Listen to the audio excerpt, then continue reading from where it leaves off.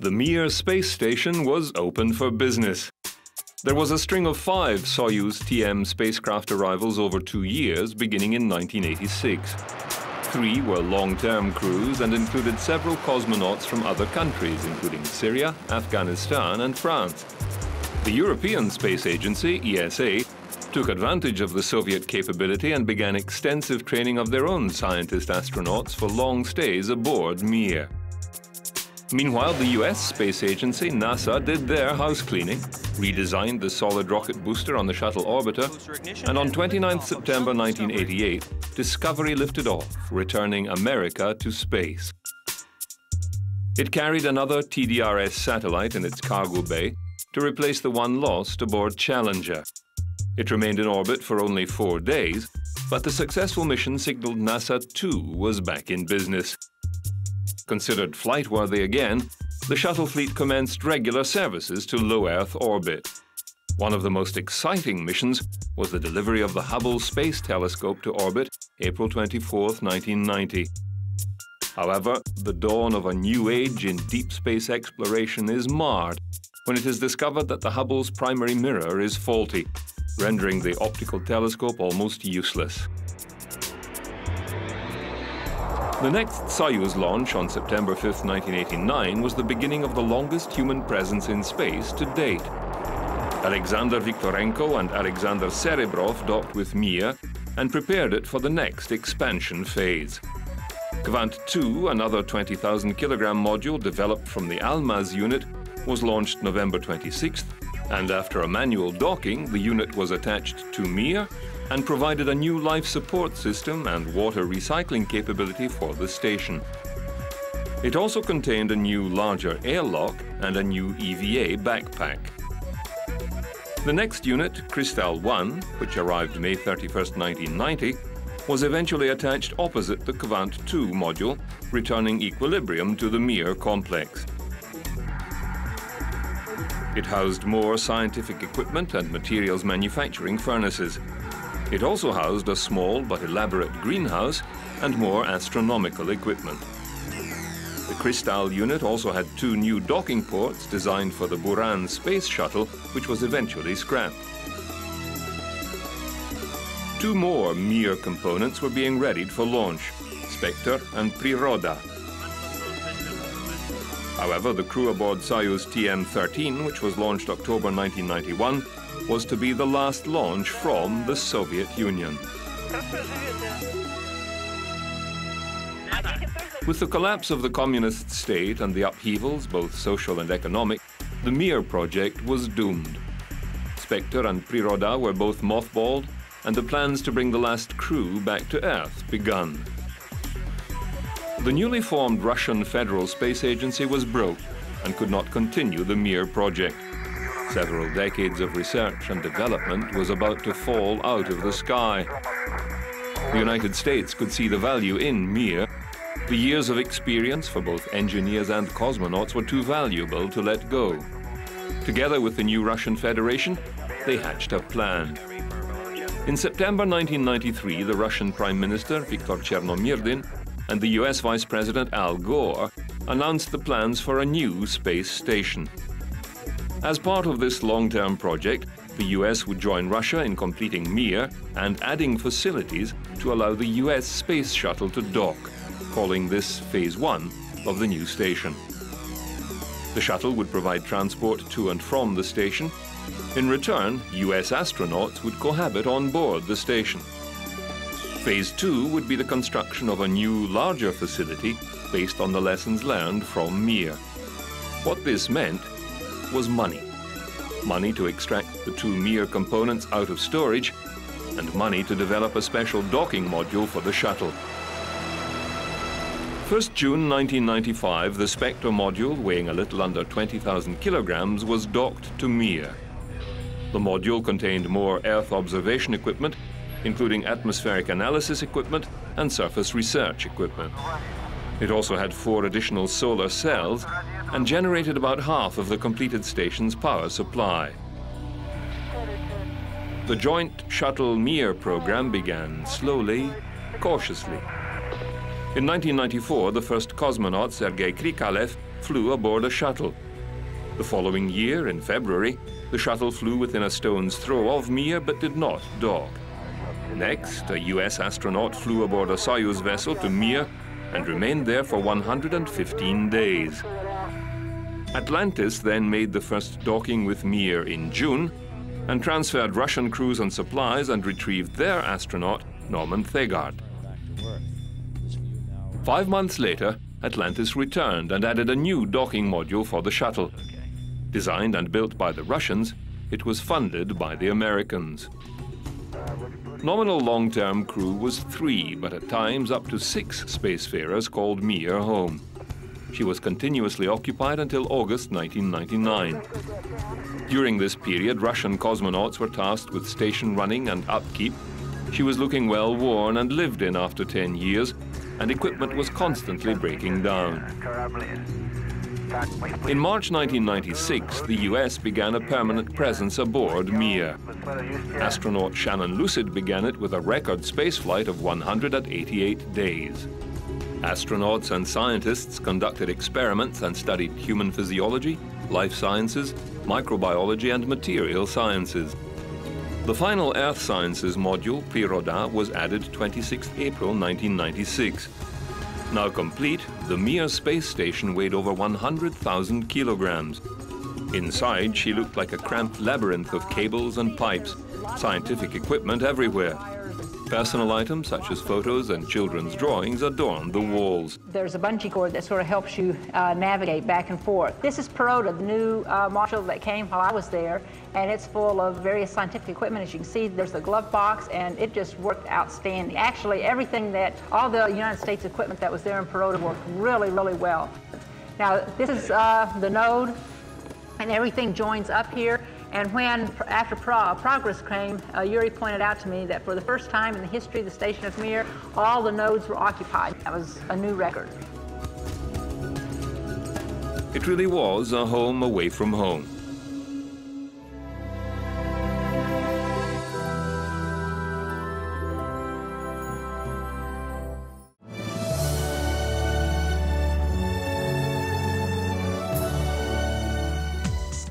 Shuttle STS-79 reached Mir in August 1996.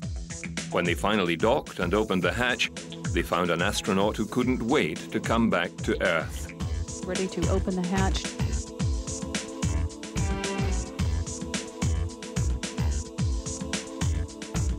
Astronaut Shannon Lucid and the Mir 22 crew.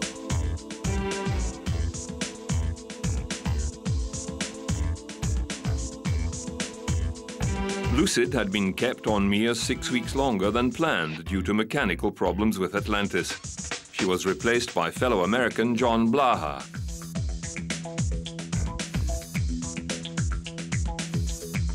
Some bread and salt, which is the traditional... Early in the next year, Blaha was succeeded by astronaut Jerry Lininger, who became the first US astronaut to don a Russian spacesuit and perform several EVAs about Mir.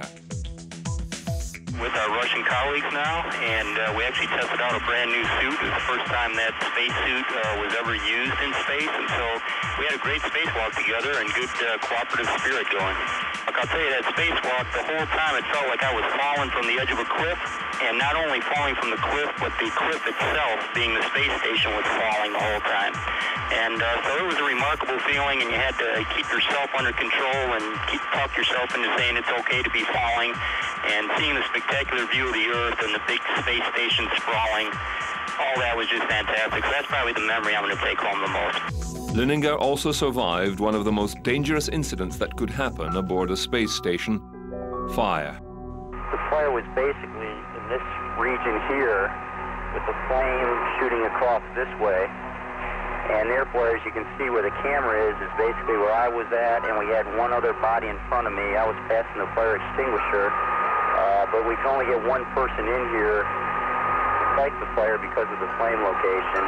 And at that time, the other Soyuz was on the other side where Progress is now docked. So as you can see, it would have been very difficult to get through the flame itself to get to one of the rescue vehicles. And it was very difficult to fight the fire because you could only get one body close enough to the fire. A backup oxygen generating device caused a fire. The station filled with toxic smoke, which forced the crew to don respirators, some of which were faulty. Some firefighting equipment was also defective or unusable. The fire also blocked access to one of the escape craft. As there were 2 Soyuz attached at the time due to a crew changeover, there were 6 crew aboard. If evacuation was necessary, only 3 would have survived. However, life aboard the space station returned to some form of normalcy very quickly.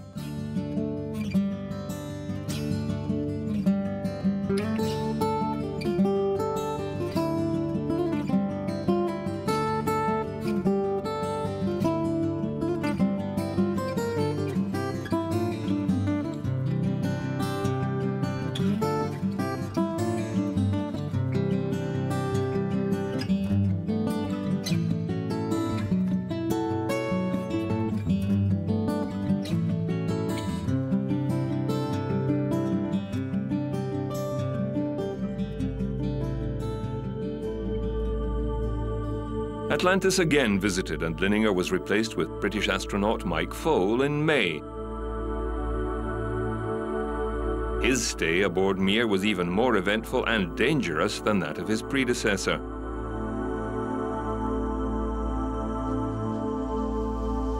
June 1997, an unmanned Progress cargo spacecraft, M34, was making a regular stop at Mir, bringing in supplies and taking out the garbage.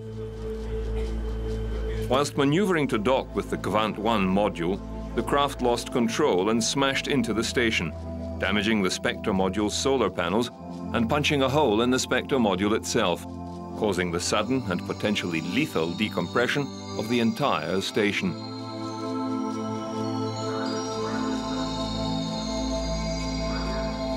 We thought there was a collision imminent. The thought in our minds was we are going to have to bail out, and I was the first one to go per the procedures to the Soyuz, and there I waited. Then, as it became apparent that it wasn't a devastating puncture of the hull of the Spectre module, and that we had time to work and try and isolate it, then I came out of the Soyuz, understood implicitly that we were not going to be abandoning quite yet. And we then proceeded to work together. I was Sasha Lazutkin to clear cables and hold a hatch in place over that module's entranceway. We had about 24 minutes of what we call reserve time before we had to be in the Soyuz if we hadn't isolated the leak. And so once we determined that time, and Vasily, the commander, had done that, we knew that we had some time to think carefully, clearly what we were doing and work through the problems of sealing off the leak. In order to close the hatch to the module and save the rest of the station, cosmonauts had to resort to fire axes to sever power cables, stopping the hatch from closing. This unfortunately cut the power from the solar panels, reducing the overall power to the station. The Progress had undocked from this end and had flown away for a day and was redocking at this end when they lost control. It appears that as it went by, it went down the Perota side of the core module. This is the Perota module here, and impacted this solar array, which is on the side of the Spectre module, bounced off of that, and then impacted the radiator, which is on the side of the array, and then cleared the station. 2 months later, cosmonauts from Soyuz TM-26 made repairs to the Spectre hatch, allowing the power cables to pass through the closed hatch and be reconnected, returning the station to 70% of their power requirements. It's a serious situation, and fire aboard an aircraft or spacecraft and decompression are the two most dangerous things that can happen on a orbiting vehicle. So, you know, we've had both of those. At some point, you need to step back again after the dust settles here. You need to do the immediate steps right now, obviously, and make sure we're stable up there. And then you need to step back and reevaluate.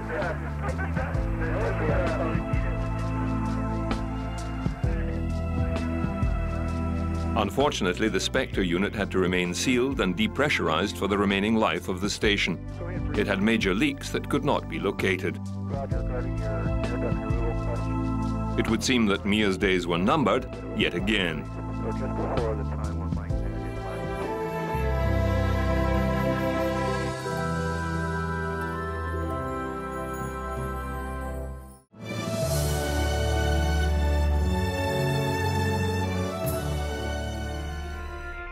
We will be bringing back some scientific... Two more NASA astronauts would visit Mir. David Wolf would spend 128 days in space. He was to be the final US astronaut assigned to Mir. But with a change in requirements for all station visitors to be EVA trained and qualified in case of emergency, astronaut Wendy Lawrence was bumped. A suit could not be readied for her in time. The final NASA astronaut to visit was Australian Andy Thomas, who relieved Wolf in January 1998.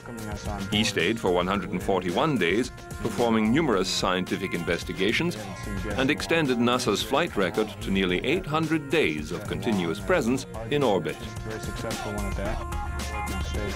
Ever on the lookout to improve the funding of Mir, the Russian space agency tacitly allowed a private company to seek paying tourists and give them the opportunity to fly to Mir. As I said, thousands of pounds of material that had to be transferred from the shuttle and then back from the Mir to the shuttle. It seemed like we had just gotten to the Mir when it was time to say... Toyohiro Akiyama was a journalist working for a Japanese TV company who funded his flight at a cost of $28 million. He passed basic cosmonaut training and flew aboard Soyuz TM-10 to Mir, December 1990, where he stayed for a week, reporting daily to his TV audience and conducting experiments for Japanese companies. He returned to Earth aboard the next Soyuz flight, TM-11.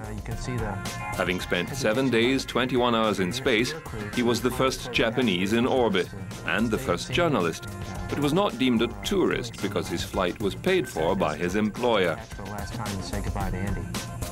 Wannabe space tourist Peter Llewellyn wanted to pay $100 million for the privilege of visiting Mir in 1999, but was declined.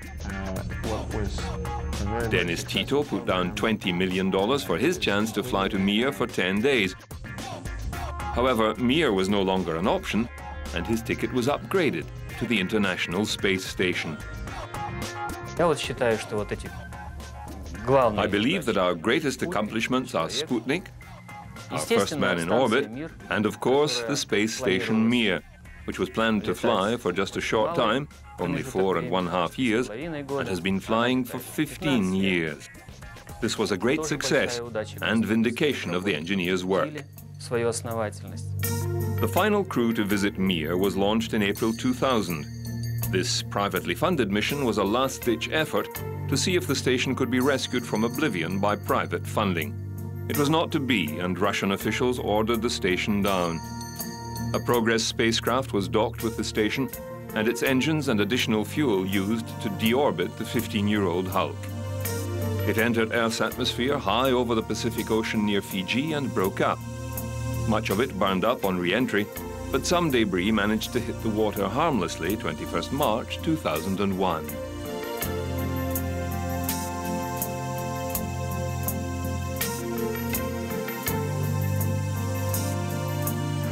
Liftoff of Space Shuttle Columbia to broaden our view of the universe through the Hubble Space Telescope.